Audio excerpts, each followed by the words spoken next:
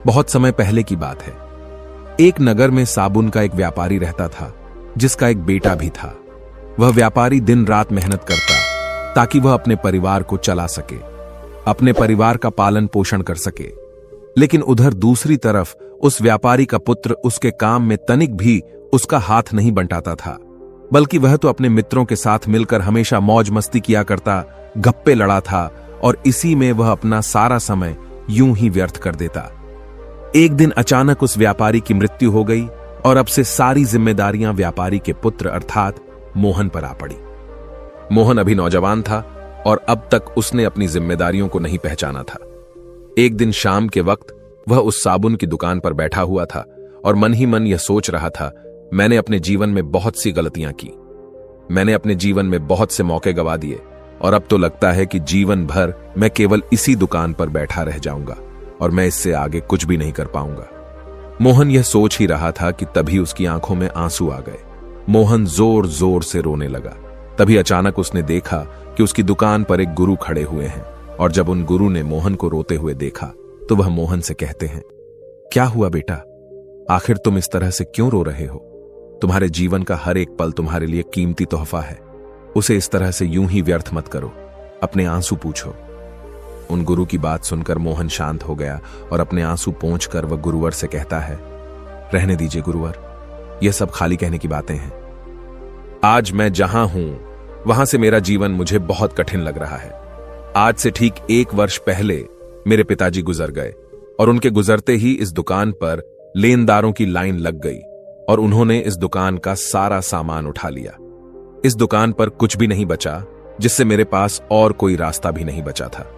इसलिए मैंने अपना घर गिरवी रख दिया और कुछ पैसे उधार लिए और उससे मैंने एक बार फिर से यह व्यापार शुरू किया। लेकिन अब ऐसा लगता है कि इसमें भी मेरा जीवन नहीं है, क्योंकि इसमें कोई खास कमाई नहीं है। मैंने तो सोचा था बड़े होकर मैं बहुत अच्छा पैसा कमाऊंगा, मैं अपना नाम करूंगा, लेकिन मुझे नहीं पता था कि मेरे साथ ऐसा हो जाएगा।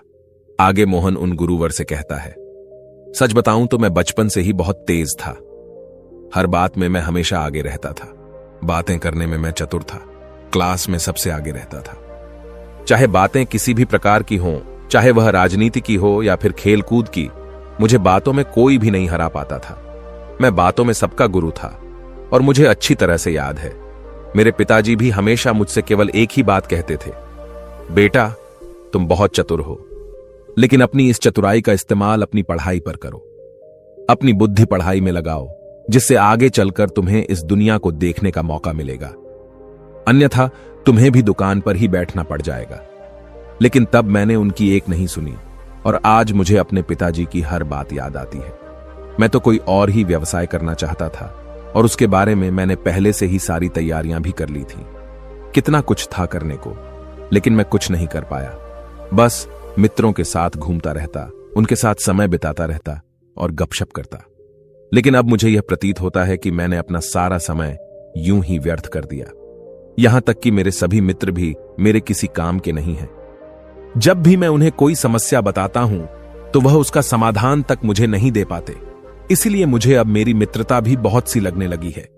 लेकिन मुझे उम्मीद है कि एक न एक दिन मेरे जीवन में फिर से बड़ा मौका आएगा। फिर से वह दिन आएगा जब मैं कुछ करके दिखाऊंगा, जब लोग मेरा नाम जप लेंगे, जब रातों रात मेरा समय बदल जाएगा और मैं सबको यह साबित करके दिखा दूंगा कि मैं कितना काबिल हूं और मेरे जैसा कोई नहीं। उन गुरुवर ने मोहन की सारी बातें ध्यानपूर्वक सुनी और वह मोहन के भीतर के उस अहंकार को अच्छी तरह से देख पा रहे थे। लेकिन मोहन इस बात से बिल्कुल अनजान था। तभी गुरुवर मोहन से कहते हैं, बेटा तुम मेरे साथ चलो, मैं तुम्हें कुछ दिखाना चाहता हूं। इतना कहकर गुरुवर मोहन को एक तालाब के पास ले जा पहुंचे। उस तालाब के किनारे बहुत सारे छोटे बड़े पत्थर पड़े हुए थे। तभी उन पत्थरों की ओर इशारा करते हुए वह गुरुवर मोहन से कहते हैं, बेटा तुम अपने जीवन में एक बड़े मौके की तलाश थी ना, तो आज वो मौका आ गया है। इस पर मोहन उन गुरुवर से कहता है, कैसा मौका गुरुवर? तभी गुरुवर उन पत्थरों की ओर इशारा करते हुए मोहन से कहते हैं, बेटा तुम इस तालाब के किनारे यह पत्थर देख रहे हो। इन पत्थरों में एक बहुत ही अमूल्य पत्थर है जो किसी भी धातु को सोने में बदलने में सक्षम है, और यदि वह पारस पत्थर तुम्हें मिल गया तो तुम्हारी सारी समस्याएं हमेशा हमेशा के लिए खत्म हो जाएंगी और तुम जैसा चाहोगे वैसा अपना जीवन भी बिता पाओगे। यह सुनकर मोहन बहुत खुश हुआ और वह उन गुरुवर से कहता है, हे गुरुवर, किंतु मैं इतने सारे पत्थरों में से उस पत्थर को कैसे पहचानूंगा? तभी गुरुवर इस प्रश्न का जवाब देते हुए कहते हैं, मोहन, पारस पत्थर बाकी सभी पत्थरों से हल्का गर्म होगा, जिसे तुम छूकर आसानी से पहचान सकते हो। आगे गुरुवर मोहन को चेतावनी देते हुए कहते हैं, लेकिन मेरी एक बात और याद रखना, तुम्हारे पास केवल आज रात तक का ही वक्त है। अगर इतने समय में तुम पारस पत्थर ढूंढ सके तो तुम अवश्य ही जैसा चाहोगे पैसा जीवन जी सकते हो, अन्यथा आज का यह मौका भी तुम्हारे हाथ से निकल जाएगा। उन गुरुवर की आवाज सुनकर मोहन की आंखों में चमक आ गई, क्योंकि जिस मौके की तलाश उसे थी, आज उसे वो मौका मिल चुका था। उसने तुरंत ही बिना देर किए उन सभी पत्थरों को जांचना शुरू किया। उसने पास ही में बैठकर एक पत्थर को अच्छी तरह से देखा परखा, और ऐसे ही करके बाहर एक पत्थर को देखता और परखता। देखते देखते करीब 2 घंटे बीत गए, लेकिन अब तक उसे वह पत्थर नहीं मिला था, जिस कारण उसके मन में बेचैनी उत्पन्न होने लगी। ये सोचने लगा कि कुछ ही देर में रात्रि हो जाएगी, और ऐसे में यदि मुझे वह पत्थर नहीं मिला तो मेरे हाथ से यह सुनहरा मौका निकल जाएगा। मुझे जल्दी करना होगा। और अब मोहन ने अपनी गति बढ़ा दी। वह तेजी से हर पत्थर को देखता, परखता और उसे महसूस करता, और जब उसे लगता कि वह पारस पत्थर नहीं है तो वह उसे उठाकर तालाब में फेंक देता। और लगातार ऐसा करते करते अचानक उसके हाथ में एक गर्म पत्थर आया। लेकिन जैसा कि अब उसी आदत हो चुकी थी कि वह फटाफट किसी भी पत्थर को देखता और तालाब में फेंक देता। अचानक उसने उस गर्म पत्थर को भी हाथ में लिया, महसूस किया और तुरंत उठाकर तालाब में फेंक दिया। और तभी उसे एहसास हुआ, अरे यह क्या कर दिया? इतना बेशकीमती पत्थर मेरे हाथों में आ चुका था और मैंने उसे उठाकर तालाब में फेंक दिया। वह तुरंत ही तालाब में कूद पड़ा और तालाब की गहराई में जाकर उसने वहां से वह सभी पत्थर निकालने की कोशिश की। लेकिन अब तक मोहन को वह पत्थर नहीं मिल पाया था, जो पत्थर हल्का गर्म था, और मिलता भी कैसे, क्योंकि वह पारस पत्थर भी पानी में जाकर बाकी पत्थरों की तरह ठंडा पड़ चुका था। वह गुरुवर दूर बैठे मोहन की हर एक हरकत पर नजर रखे हुए थे। तभी वह गुरुवर मोहन के पास आए और मोहन से कहने लगे, रुक जाओ बेटा, ये तुमने क्या कर दिया? वह पारस पत्थर तुम्हारे हाथों में था और तुमने उसे उठाकर तालाब में फेंक दिया। अब तो तुम्हारे हाथों से वह पत्थर भी गया और यह मौका भी। इस पर मोहन रोते हुए उन गुरुवर से कहता है, हे गुरुवर, कृपया करके मुझे एक और मौका दें। कृपया करके मुझे कोई ऐसा उपाय बताएं जिससे मैं उस पत्थर को पहचान सकूं। तभी गुरुवर स्वयं से कहते हैं, बेटा, यहां पर कोई पारस पत्थर नहीं है। वो पत्थर जो तुमने गर्म महसूस किया था, वह तो मैंने ही इस आग में गर्म करके तुम्हारे पास रखा था। यह सुनकर मोहन क्रोधित हो गया और उन गुरुवर से कहता है, परंतु आपने मेरे साथ ऐसा क्यों किया? इसके जवाब में वह गुरुवर मोहन से कहते हैं, बेटा, जब मैं तुम्हारी दुकान पर आया था तो जिस प्रकार से तुमने अपनी सारी बातें मुझसे कही थी, उसी दौरान मैंने तुम्हारे भीतर एक अहंकार देखा था, और उसी अहंकार को खत्म करने के लिए मैं तुम्हें यहां पर लाया था, क्योंकि मैं तुम्हें एक सीख देना चाहता था। इस पर मोहन उन गुरुवर से कहता है, सीख? कैसी सीख? इसके जवाब में वह गुरुवर मोहन से कहते हैं, बेटा, जैसे तुमने गर्म पत्थर अपनी लापरवाही के कारण तुरंत ही उठाकर पानी में फेंक दिया, ठीक ऐसे ही मौके गंवाने की लापरवाही भी तुम्हारी आदत बन चुकी है। जैसे कि आज तुमने केवल पारस पत्थर को खोजने की तलाश में और किसी पत्थर पर ध्यान नहीं दिया, जबकि इस तालाब के किनारे कई ऐसे बेशकीमती पत्थर हैं जिन्हें केवल बेचकर ही तुम्हारा पूरा जीवन आराम से कट सकता था, लेकिन तुमने उन पर भी ध्यान नहीं दिया। उन्हें उठाकर तुरंत ही तालाब में फेंक दिया। ठीक इसी प्रकार तुम केवल बड़े मौकों की तलाश में रहते हो, लेकिन तुम्हारे सामने जो छोटे छोटे मौके आते हैं तो उन पर ध्यान नहीं देते, और तुम यह भूल जाते हो कि यदि तुम्हें कोई बड़ा अवसर प्राप्त करना है तो तुम्हें पहले छोटे छोटे अवसरों पर ध्यान देना होगा। उन छोटे छोटे अवसरों पर काम करके ही तुम बड़े अवसर प्राप्त कर सकते हो। उन गुरुवर की बात सुनकर मोहन को अपनी गलती का एहसास हो गया। तभी आगे गुरुवर मोहन से कहते हैं, बेटा, तुम बचपन से ही केवल बड़े मौकों का इंतजार कर रहे हो, जिस कारण तुम्हें हर दिन की कीमत दिखाई ही नहीं दे रही, और इसी कारण तुम आज तक अपने जीवन में कुछ नहीं कर पाए। तुम अपने जीवन में जो भी करना चाहते थे वो सब तुमसे दूर होता चला गया, क्योंकि तुम तो केवल बड़े मौके की तलाश कर रहे थे। लेकिन तुम्हें ऐसा नहीं करना चाहिए। कभी भी किसी बड़े मौके का इंतजार मत करो, बल्कि तुम्हारे सामने जो कर्म है उसे ही सब कुछ मानकर उसमें डूब जाओ। क्योंकि जब तुम इस कर में डूब जाओगे तभी जीवन में आने वाला सुनहरा मौका तुम्हें दिखाई देगा। तभी मोहन उन गुरुवर से कहता है, किंतु हे गुरुवर, मैं तो बचपन से ही बहुत तेज हूं। मेरा दिमाग और उससे तेज चलता है। मैं बातें करने में भी और उसे बहुत तेज हूं। लोग मुझे बुद्धिमान और चतुर कहते हैं, फिर आखिर मुझसे गलती कैसे हो गई? मुझे आखिर अपनी कमियां क्यों नहीं दिखाई दी?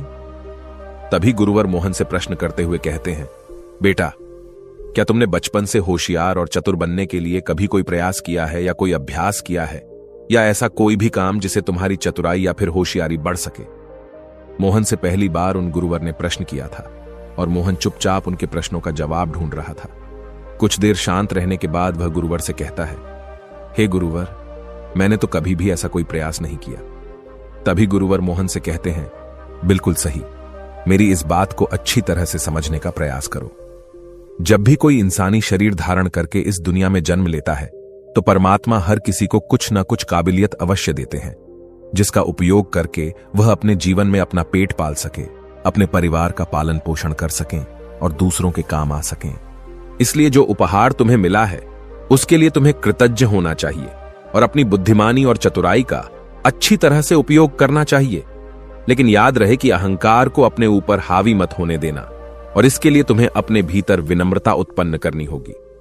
और बुद्धिमानी तो वही है जो व्यक्ति लगातार यह स्वीकार करता है कि मुझे कुछ नहीं आता और मुझे तो अभी बहुत कुछ सीखना है। वास्तविकता में वही बुद्धिमान व्यक्ति है जो गुरु के सामने, अपने बड़ों के सामने, अपनी गलतियों के सामने अपने अहंकार को भूलकर उन गलतियों को स्वीकार करे और उनमें सुधार करे, जिससे वह अपने जीवन में आगे बढ़ता चला जाएगा और वह अपने जीवन में जो कुछ चाहता है उसे हासिल भी कर पाएगा। तभी मोहन कहता है, हे गुरुवर, आप सही कहते हैं, लेकिन अब मैं क्या करूं?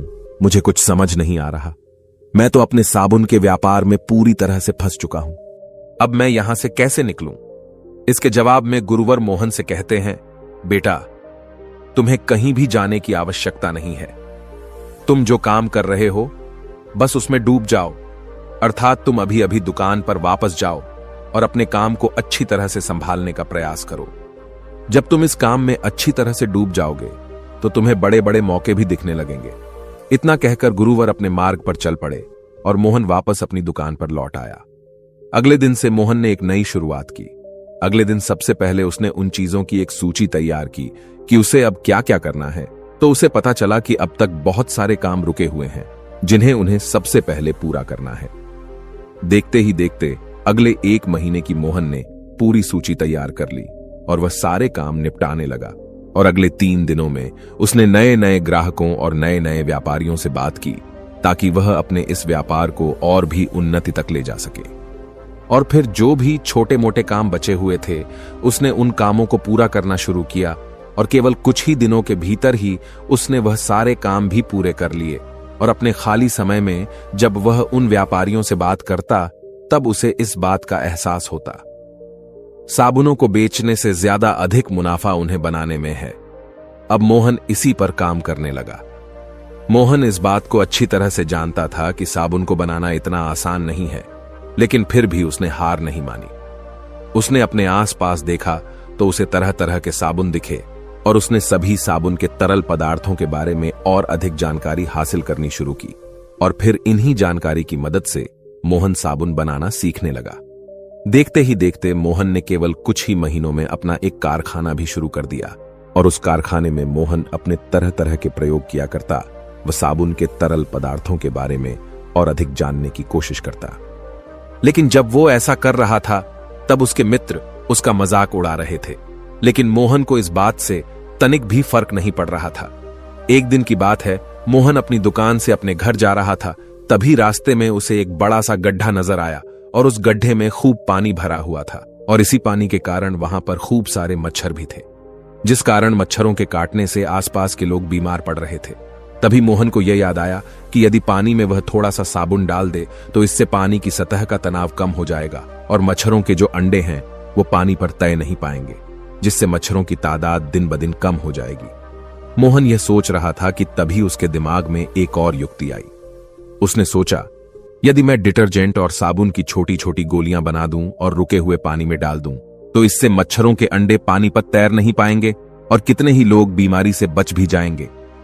मोहन को क्या करना था उसे अच्छी तरह से समझ में आ चुका था। उसका लक्ष्य उसकी आंखों के सामने था। उसने तुरंत ही बिना किसी की मदद का इंतजार किए हुए अपने मित्र से बात की। इस पर उसका मित्र मोहन से कहता है, मित्र, साबुन तो इस देश की बड़ी बड़ी कंपनियां बनाती हैं। ऐसे में यह तेरे बस की बात नहीं है। यह तुमसे बिल्कुल भी नहीं हो पाएगा। इस पर मोहन ने अपने मित्र को समझाने की कोशिश की कि हर दिन एक नया अवसर होता है और उसे किसी तरह से मना लिया। तभी मोहन का मित्र मोहन से कहता है, देख, मुझे कुछ व्यापारियों के बारे में पता है और मैं कोशिश करूंगा कि तुझे वहां से वह रसायन मिल जाए। जैसे ही मोहन को रसायन मिले, मोहन काम पर लग गया और कुछ दिनों के प्रयोग के बाद आखिरकार वह सफल हुआ। मोहन ने साबुन की छोटी छोटी गोलियां बना ली और आसपास के लोगों में उसे बांट दिया। मोहन का आविष्कार काम कर गया और जहां जहां भी मोहन ने ये गोलियां पहुंचाई थीं, वहां के लोगों के बीमार होने की संख्या बहुत कम थी। यह बात बड़े बड़े अखबार में छपी। मोहन ने किसी भी मौके या किसी की मदद का इंतजार नहीं किया, बल्कि मोहन तत्काल ही अपने काम में डूब गया और उसने अपने काम में कुछ नया कर दिखाया। और उसके बाद उसने उस आविष्कार को अपने नाम करवा लिया और अपना काम और भी बढ़ा दिया। और देखते ही देखते मोहन के इस आविष्कार के बारे में सभी को पता चलने लगा और देश के कई राज्यों से भी अब मोहन को नए नए ऑर्डर्स आने लगे। और केवल 8 सालों के भीतर ही मोहन अपने व्यापार में कई गुना तरक्की भी कर ली थी। वह अपने व्यापार को उस उन्नति पर ले जा चुका था जिसकी उसने कल्पना भी नहीं की थी। उन गुरु की वह सीख जिसने मोहन की पूरी जिंदगी बदल दी। मोहन ने उन्हें अपना आदर्श बना लिया, जिसमें पहली सीख यह थी कि कभी किसी बड़े मौके का इंतजार मत करो। जो काम तुम्हारे सामने है उस काम को सब कुछ मानकर उसमें पूरी तरह से डूब जाओ। नए मौके खुद ब खुद तुम्हारे सामने प्रकट होने लगेंगे। और दूसरी सीख विनम्रता, क्योंकि बुद्धिमान वही है जो लगातार यह स्वीकार करे कि मुझे कुछ नहीं आता और अभी तो मुझे बहुत कुछ सीखना है। अपनी गलतियों के सामने अपने अहंकार को झुकाओ, जीवन में सुधार करो और आगे बढ़ो। दोस्तों, अगर आप भी ये दोनों मंत्र अपने जीवन में अपना लेते हैं तो आपको भी सफल होने से कोई नहीं रोक सकता। और दोस्तों, यदि आप भी अपने जीवन में परेशानियों का हल करना चाहते हैं, समस्याओं का समाधान करना चाहते हैं, तो इसके लिए आप हमारी अगली वीडियो देख सकते हैं जिसका नाम है समस्याओं में ही समाधान है। दोस्तों, आपने आज के इस वीडियो से क्या सीखा वह मुझे आप कमेंट में बता सकते हैं। इसी के साथ में उम्मीद है कि आपको आज की वीडियो पसंद आई होगी। तो इस वीडियो को उस इंसान को शेयर करें जिससे यह कहानी सुनने की जरूरत है और उसी के ठीक बाद चैनल को सब्सक्राइब करें। तो चलिए फिर मिलते हैं ऐसी एक और नई वीडियो में एक नए मैसेज के साथ। तब तक के लिए अपना ख्याल रखें। धन्यवाद और नमो बुद्धाय।